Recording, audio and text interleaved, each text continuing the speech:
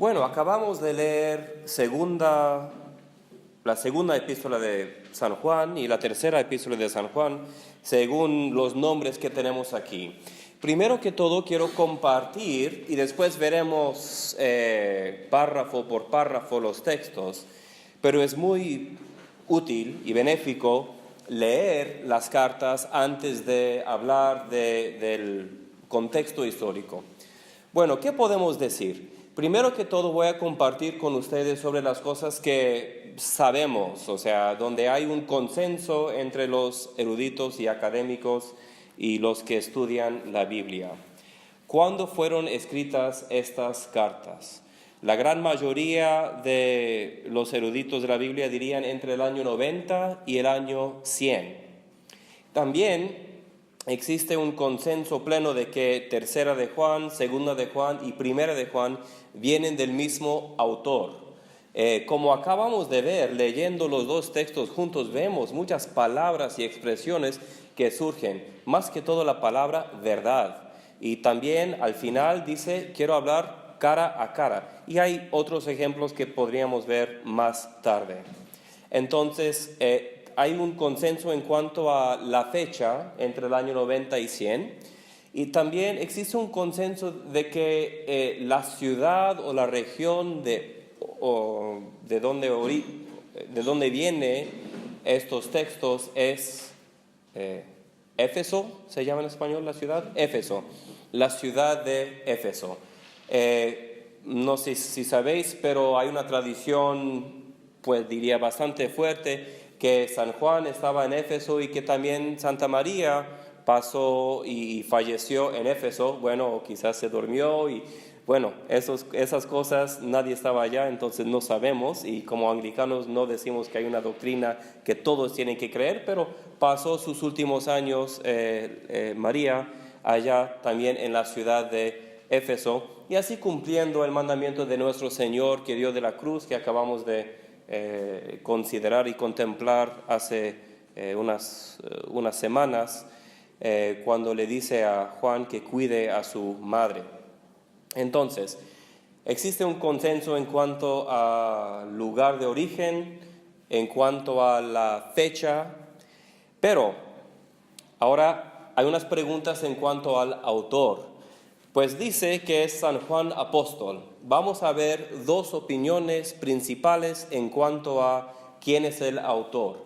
Y tuvimos una conversación sobre esto en cuanto al cuarto evangelio hace unas semanas, si era Juan el Apóstol o si era quizás Lázaro o algo así. Bueno, hay dos tradiciones principales, la tradición de la Iglesia ortodoxa y la tradición más universal.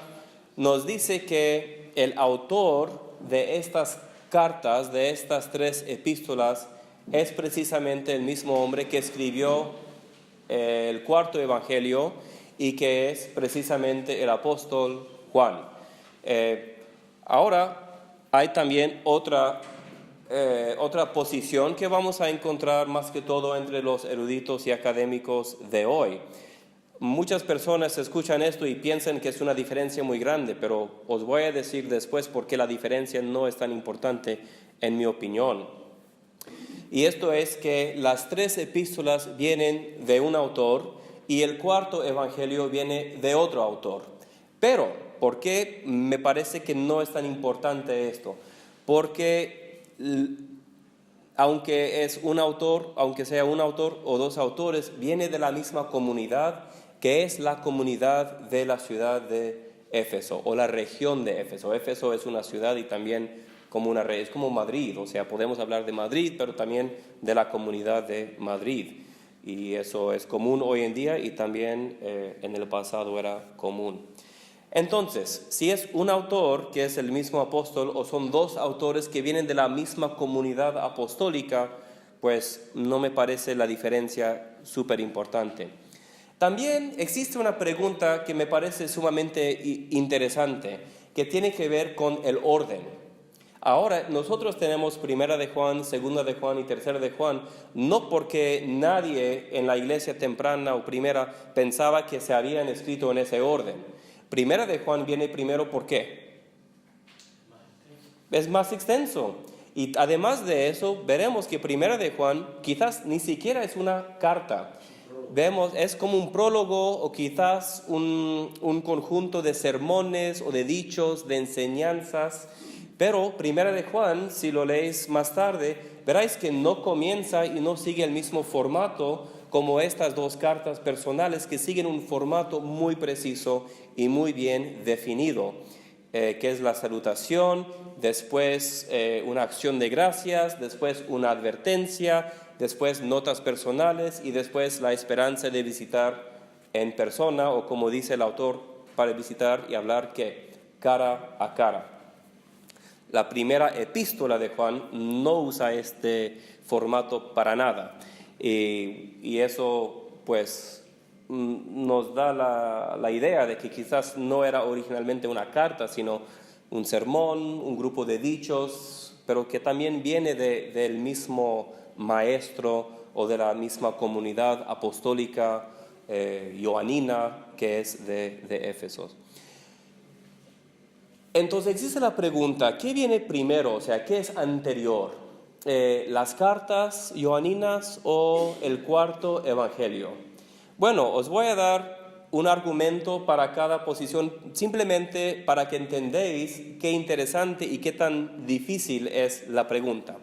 Ahora, algunos dicen que las cartas joaninas son anteriores históricamente al Evangelio de Juan o el cuarto Evangelio. ¿Por qué? En las cartas joaninas encontramos estos símbolos, estas metáforas divinas, luz, verdad, justicia, y se refieren en las epístolas, se refieren a Dios mismo. Pero en el cuarto evangelio, cuando hablamos de luz y de la verdad, ¿a quién se refiere? A Cristo.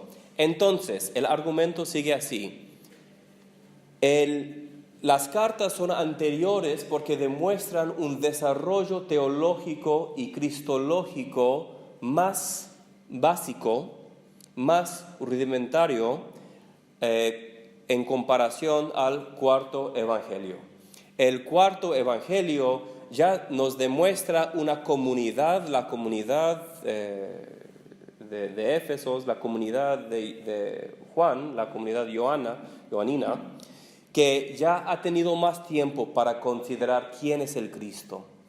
Y por lo tanto debemos de debemos de discernir que el cuarto evangelio fue escrito y editado y después diseminado después de las cartas. Uno escucha el argumento y dice, no, pues es que sí tiene algo de sentido. Pero ahora, el otro argumento, y hay muchos más argumentos, simplemente os estoy dando un argumento para cada posición, para que entendáis qué tan complejo puede ser el asunto. El otro argumento sigue así. El cuarto evangelio es anterior a las cartas. ¿Por qué? Porque en el cuarto evangelio pues la diferencia principal entre comunidades viene entre los judíos que son creyentes en Jesús y los judíos que no son creyentes en Jesús. Pero ya en las cartas joaninas encontramos que esa división es en el pasado. Ahora la división es entre cristianos que ya son claramente cristianos fieles a Jesucristo y entre los que son cristianos apostólicos, o sea, los que están con la comunidad joanina o el anciano, podríamos decir, y entre la comunidad que es, pues, herética, aunque no encontramos la palabra herética aquí, pero se distingue claramente la idea. Entonces, el argumento sigue así. El cuarto evangelio es anterior a las cartas, porque el cuarto evangelio nos demuestra una división de sociedad entre los judíos creyentes y los judíos fariseos, y después, históricamente sabemos que se resolvió esa discusión y después hubo una discusión posterior que es precisamente entre los cristianos apostólicos y los cristianos pues no apostólicos. también es un argumento que uno escucha el argumento y dice, no, pues es que este tiene sentido, ¿verdad? Y todo a la vez estamos viendo, y en cuanto a esto, en cuanto a otras preguntas, de vez en cuando voy a decir, en mi opinión, esta posición es más fuerte. En cuanto a esta pregunta, ¿cuál es anterior? ¿Las cartas o el Evangelio? No sé, yo no sé. Bueno, ¿qué más podemos decir sobre el autor?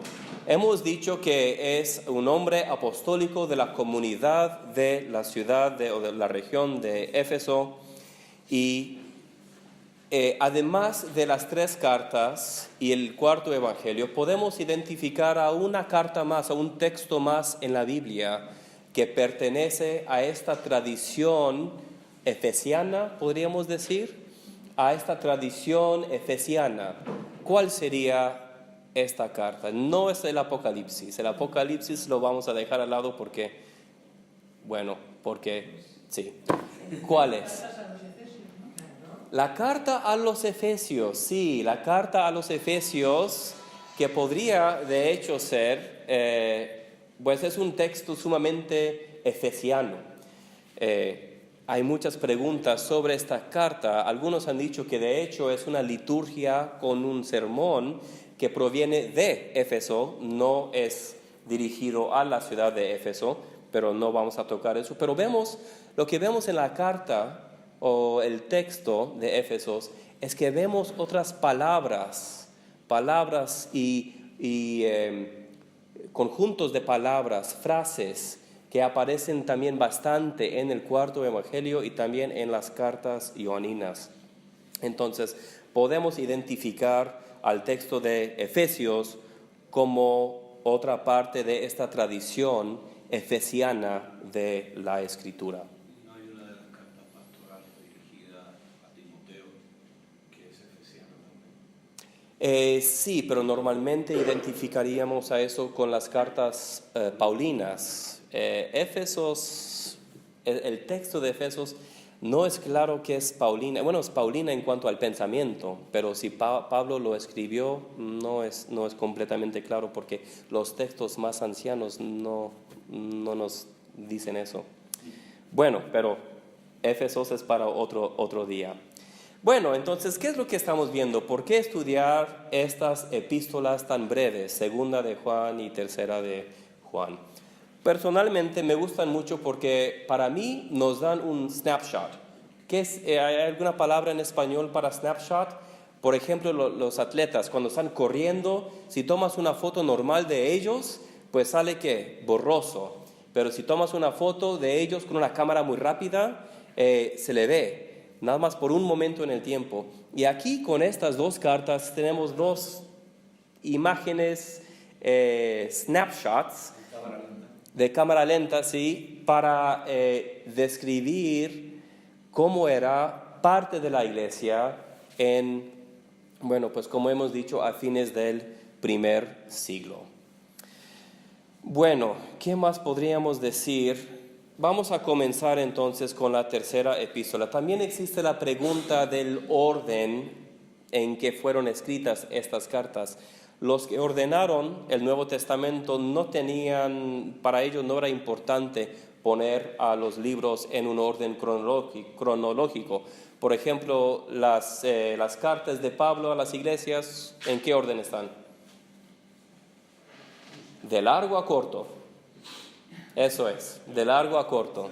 Sí, entonces no era una cosa importante. De la misma manera, primera de Juan fue distribuida ampliamente y después algunas iglesias juntaron segunda de Juan y después tercera de Juan, porque pues normalmente no se hubiera leído en las iglesias mucho y probablemente en las iglesias que habéis asistido no han leído estas cartas. No se usa en la mayoría de las iglesias, no se usan en las lecturas anuales. ¿Por qué? Pues porque son cartas personales y ni son cartas pastorales como las cartas de San Pablo a Timoteo u otras cartas pastorales que encontramos. Entonces, pues, ¿qué sabemos del autor? ¿Cómo se identifica el autor a sí mismo? Las 2 epístolas comienzan con la misma palabra, anciano.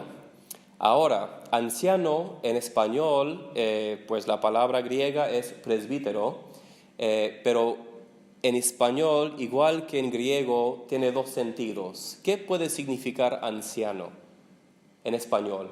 Dos significados. Mayor de edad. Mayor de edad, simplemente un hombre viejo, es una posibilidad. ¿Y cuál es otra posibilidad? Si visitáramos a una sinagoga, puede ver un anciano que tenga 33 años o 35 años. Entonces puede ser un oficio, una posición oficial en la sinagoga. En nuestra iglesia usamos la palabra griega presbítero, pero aún así en otras iglesias en el mundo de habla español, hay iglesias donde anciano es una posición oficial y eso simplemente es una tradición que nosotros los cristianos lo traímos de la sinagoga. Hemos traído muchas tradiciones directamente de la sinagoga judía al cristianismo, aunque hoy en día la mayoría de los cristianos no reconocen que muchas de las tradiciones que tenemos tienen raíces judías. Entonces, pues, ¿qué significa el autor, el anciano? Aquí, con la primera palabra de las dos epístolas, tenemos ya otra controversia, es una palabra muy fuerte. San Jerónimo, cuando está traduciendo del griego al latín, en la Biblia Sacra Vulgata, usa la palabra latina señor, o sea, no señor con ñ, porque no existe ñ, pero señor. ¿Y eso qué significa en latín?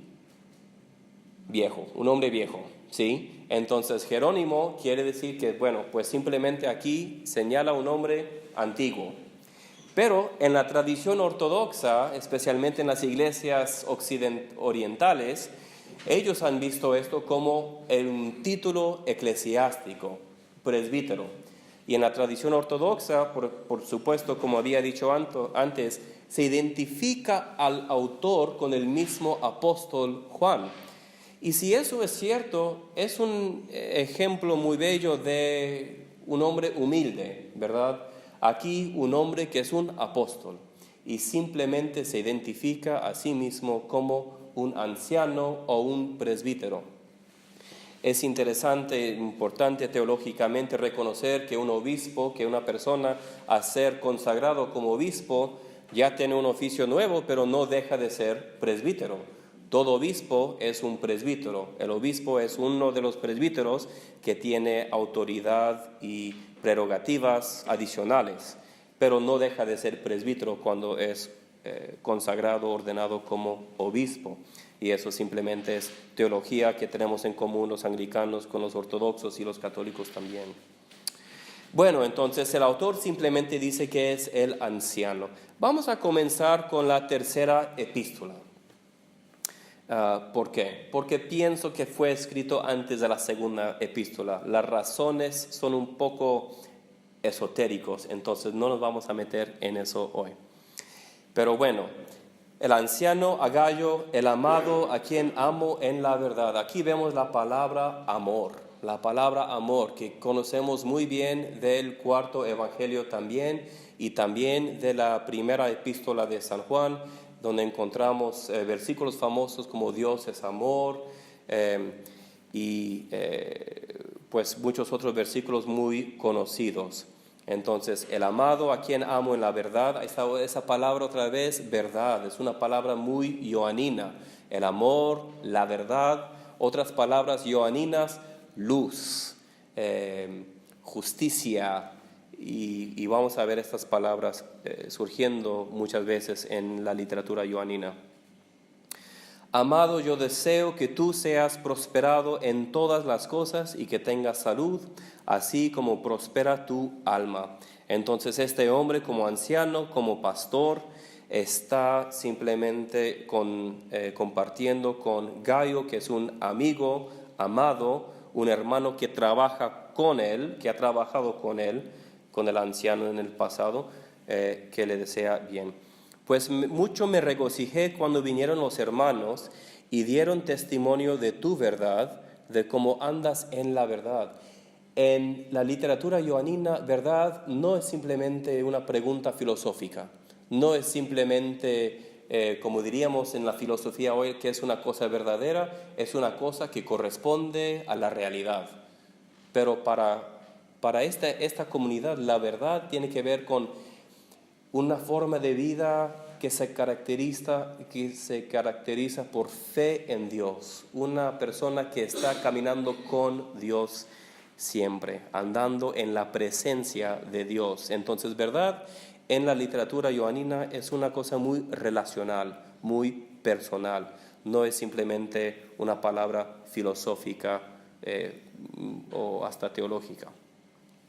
Bueno, ¿y por qué se está regocijando el autor, el anciano? Cuando vinieron los hermanos y dieron testimonio de tu verdad, de cómo andas en la verdad, no tengo yo mayor gozo que el oír que mis hijos andan en la verdad. Aquí este uso de un anciano para referirse a su grey como hijos también es simplemente una tradición judía que el autor se siente muy en casa usando y pues seguir usando esta forma de hablar. A ver, ¿y qué ha hecho Gayo? Vemos el libro aquí. ¿Qué ha hecho Gayo? Ha estado caminando en la verdad, o sea, es fiel a Cristo, según como usa la palabra verdad el autor. Pero ¿qué ha hecho? Y aquí nos da unos detalles de cómo eran las misiones de la iglesia en el primer siglo. Muy interesante. Amado, versículo 5, fielmente te conduces cuando prestas algún servicio a los hermanos, especialmente a los desconocidos, los cuales han dado ante la iglesia testimonio de tu amor. ¿Qué ha pasado? ¿De qué está hablando?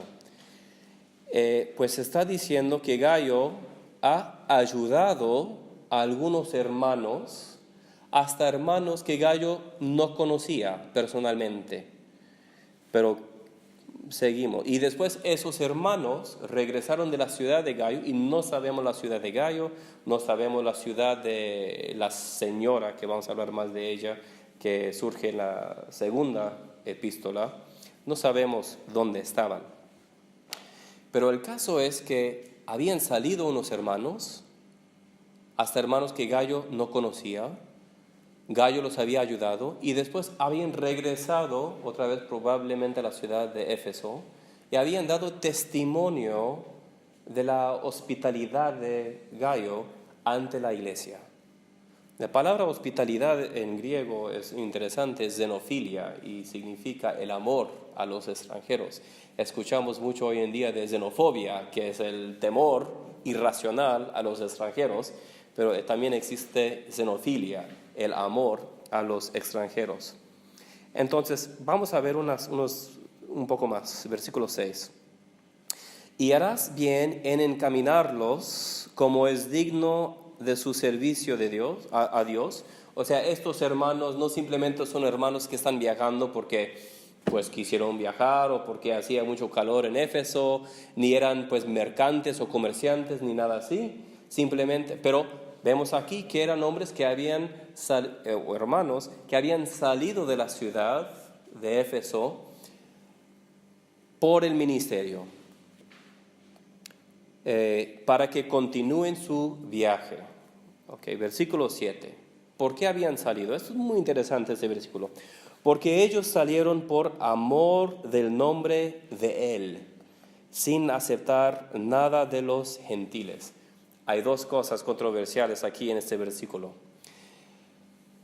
Primero que todo, debemos de reconocer y debemos de recordar que en la tradición hebrea era prohibido usar el nombre divino, o sea, el nombre, y por eso es que normalmente en los textos hebreos no decían la palabra Yahweh, o sea, el nombre santo que Dios reveló a Moisés, sino decían otro nombre. Hasta hoy en día, si estás con algún hombre o mujer judío, pues observante, ¿verdad?, devoto, no van a decir gracias a Dios, o van a decir que en hebreo, Baruch Hashem, bendito el nombre.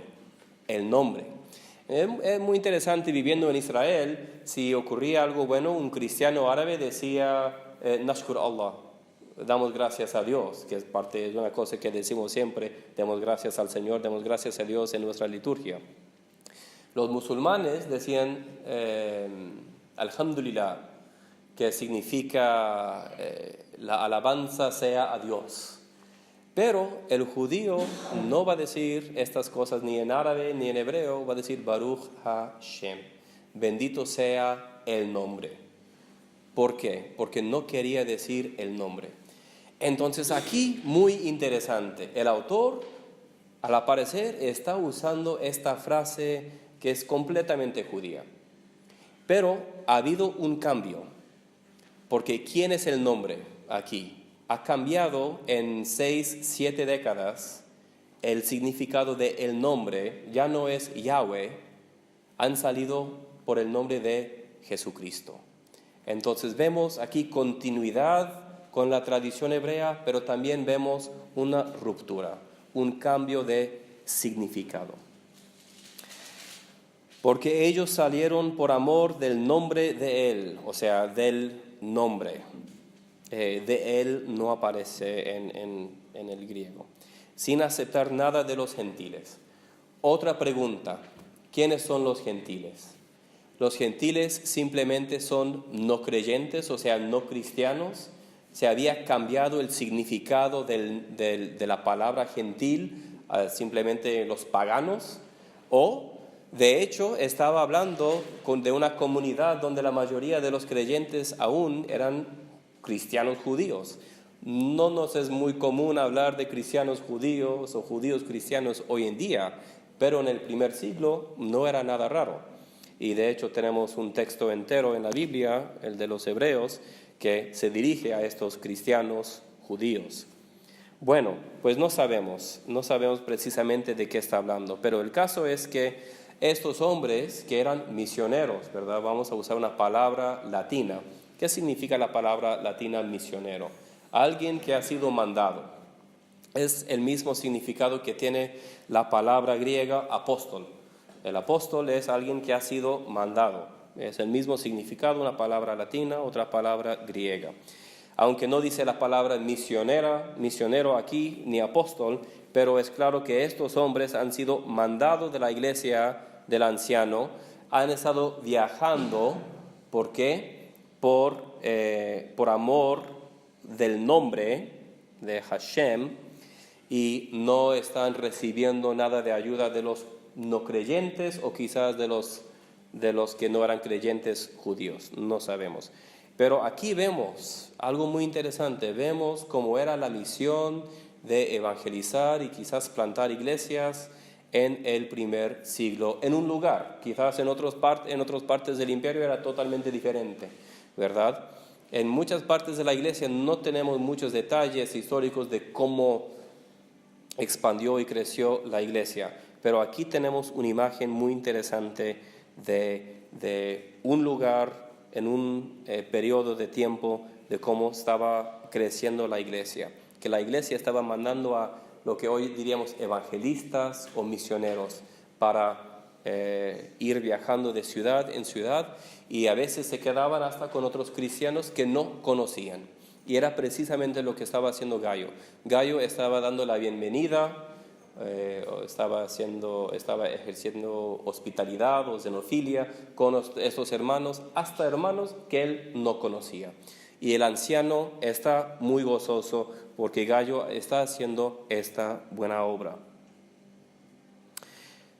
Me recuerda de una cosa que dijo Martín Lutero. Dijo: Dios no necesita tus buenas obras, pero tu vecino necesita tus buenas obras. Entonces Gallo aquí, Dios no necesita sus buenas obras para la salvación, pero el anciano está muy gozoso porque Gallo a través de sus buenas obras está ayudando a la iglesia. Entonces después en el versículo 8 dice: nosotros pues debemos acoger a tales personas, o sea, estos misioneros, para que cooperemos con la verdad. Otra vez, ¿qué es la verdad? La verdad simplemente es la vida con Dios, caminando fielmente con Dios en fe. Ahora, ¿sabían que en la iglesia apostólica, no como en la iglesia hoy, habían problemas? Sí, y aquí vemos un problema de un hombre llamado Diótrefes. Diótrefes es una palabra interesante, es una palabra griega, por supuesto, y significa nutrido por Zeus. ¿Quién era uno de los dioses principales de los griegos? Zeus. Entonces, esto nos da a entender que Diótrefes probablemente no es un creyente que venía de una cultura hebrea, o si lo era, sus padres eran muy alejados del culto hebreo, pero probablemente es un hombre gentil, ¿verdad? Y entonces vamos a ver cuál es el problema que tiene el anciano con este hombre Diótrefes, aquel que ha sido nutrido por Zeus. Yo he escrito a la iglesia, pero Diótrefes, al cual le gusta tener el primer lugar entre ellos, no nos recibe. Por esta causa, si yo fuere, recordaré las obras que hace parloteando con palabras malignas contra nosotros. Y no contento con estas cosas, no recibe a los hermanos. Ahí están otra vez los misioneros, los evangelistas que iban viajando. Y Diótrefes, varias cosas. Primero que todo, él quiere ser preeminente. Algunos han dicho que Diótrefes realmente quería ser un obispo monárquico, ¿verdad? Que es una cosa que en el mundo anglicano normalmente tenemos obispos, pero no son obispos monárquicos. Y la hiere, ¿cuál es nuestro gobierno? Es episcopal, pero es sinodal, ¿verdad? Pero este Diótrefes, él quiere ser no solamente entre los otros obispos o ancianos de la iglesia, él quiere tener el primer lugar entre ellos, y entonces es un hombre que espiritualmente está enfermo, es un hombre que desea probablemente el poder, desea ser enaltecido de una forma que no es apropiado para un anciano o un obispo, o de hecho para cualquier cristiano, la verdad. Entonces el autor está señalando esta cosa, ¿verdad? Porque es un problema. Y además de eso, no está haciendo lo que está haciendo Gallo, que es dar la bienvenida a los hermanos que están viajando. Y también, además de eso, Gallo está hablando mal del anciano y de la comunidad, o como dice aquí, parloteando, una palabra muy interesante que no solemos usar mucho. Y no contento con estas cosas, no recibe a los hermanos, y a los que quieren recibirlo se los prohíbe y los expulsa de la iglesia. Esto es muy grave. Entonces, ¿qué está pasando? Pues hay una posibilidad aquí de que Diótrefes no está de acuerdo con esta misión a los gentiles, aunque por su nombre probablemente él es gentil. Pero el anciano, que vemos que probablemente viene de un trasfondo muy hebreo, porque está usando muchas expresiones, anciano, mis hijos, por el nombre, que son muy hebreos, muy judíos. Pero la comunidad hebrea de Éfeso está tratando de alcanzar y de evangelizar a los gentiles, pero aquí tenemos una paradoja, que este hombre, que es probablemente gentil, no está asistiendo con esta misión evangelística y una misión pues apostólica. Entonces, y además de eso, no solamente de que Diótrefes está diciendo, bueno, pues es que a mí no me interesa. Está diciendo, si cualquier persona en la iglesia ayuda a estos hombres, o quizás hermanas también, quedan expulsados. Entonces Diótrefes realmente está haciendo algo muy mal. Pero vemos algo aquí interesante. ¿Cómo es la reacción del anciano? ¿Qué hace el anciano? El anciano dice, bueno, pues es que Diótrefes quiere expulsar a gente de la iglesia, bueno, pues yo lo voy a expulsar a él porque yo tengo más autoridad y yo vengo de una ciudad más grande. ¿O qué es lo que hace? No hace eso. Muy interesante. Otra vez, recordamos la tradición ortodoxa de la humildad del apóstol, ¿verdad? Del apóstol escribiendo, pero él simplemente se identifica como el anciano. Podría identificarse con muchos otros títulos, ¿verdad? Pero simplemente dice el anciano. Vemos la humildad del autor. Amado, no imites lo malo, sino lo bueno. El que hace lo bueno es de Dios, pero el que hace lo malo no ha visto a Dios. Ahí está otra vez una expresión muy joanina de ver a Dios. Otros autores de la Biblia no suelen usar esta expresión mucho, ver a Dios, pero lo vemos bastante en la literatura joanina. Entonces, el autor, el anciano, está diciendo a Gayo que no debe de involucrarse con Diótrefes. Pero tiene esperanza. Versículo 12 dice, todos dan testimonio de Demetrio y aún la verdad misma. Y también nosotros damos testimonio y vosotros sabéis que nuestro testimonio es verdadero. Otra vez el testimonio, otra cosa muy joanina. Si testifico por mí mismo, nosotros damos testimonio, o es otro concepto que surge mucho en la literatura joanina. Entonces él está diciendo, bueno, las buenas noticias son que aunque no deben de seguir con Diótrefes o no debes de seguir con Diótrefes, Gayo, hay otro hombre que sí es fiel y es bueno, Demetrio.